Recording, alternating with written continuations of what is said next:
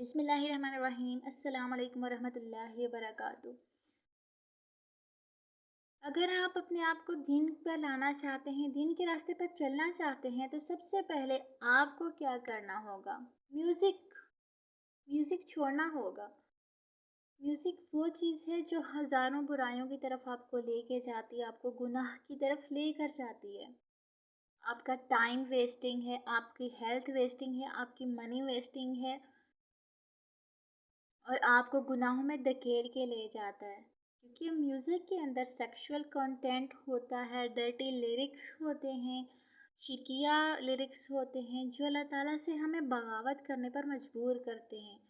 तो अपनी लाइफ से म्यूज़िक को कट ऑफ कर दीजिए और अल्लाह ताला से मोहब्बत कीजिए। अल्लाह की मोहब्बत के लिए अगर एक चीज़ छोड़ेंगे, अल्लाह आपको बहुत सारी नेमतों से नवाजेगा।